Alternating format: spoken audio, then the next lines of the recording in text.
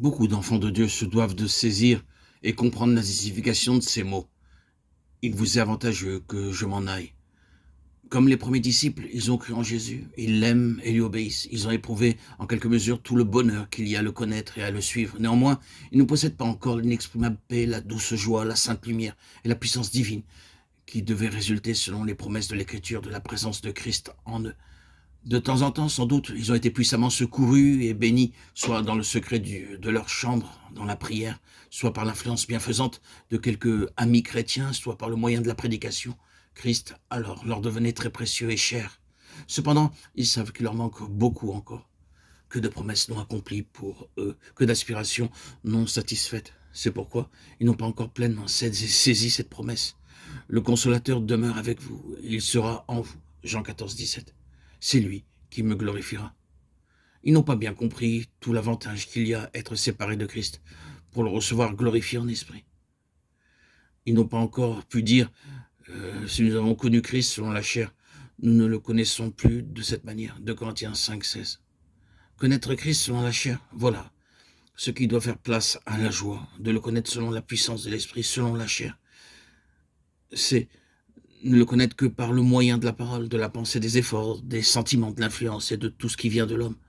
Le croyant qui a déjà reçu le Saint-Esprit, mais qui ne sait pas encore tout ce que comporte sa présence et qui par conséquent ne s'abandonne pas entièrement à sa direction, à son action, conserve encore une très grande confiance en la chair. Tout en admettant qu'il ne peut rien faire sans le secours de l'Esprit, il continue pourtant à travailler, à lutter, à faire de vains efforts pour croire et pour vivre comme il sait qu'il devrait croire et vivre, tout en reconnaissant très sincèrement et en éprouvant parfois avec bonheur que Christ seul est sa vie et sa force. Il est par moments aussi tout affligé et découragé de se voir dévié de la voie de foi et de dépendance qui pourrait seul lui assurer la vie de Christ en lui. Il a beau s'efforcer de croire tout ce que le croyant doit croire de la présence habituelle en Christ, il constate que sa vie de foi est toujours semée de lacunes et d'interruptions. Il lui semble que pour lui, la foi n'est pas ce qu'elle devrait être, une ferme attente des choses qu'on espère. Hébreux 11, 1. Et tout cela parce que sa foi même est encore beaucoup trop l'effort de la pensée, le produit de la force humaine, de la sagesse humaine. Christ s'était révélé à lui comme l'ami fidèle, toujours présent. Mais c'est la chair, c'est l'intelligence humaine qui s'est aussitôt emparée de cette vérité, et par là même, elle a perdu sa force. Il a reçu le Christ glorifié, la doctrine de la présence de Christ en l'homme, dans un cœur encore partagé entre la chair et l'esprit. Or, c'est l'esprit seul qui peut glorifier Christ en nous.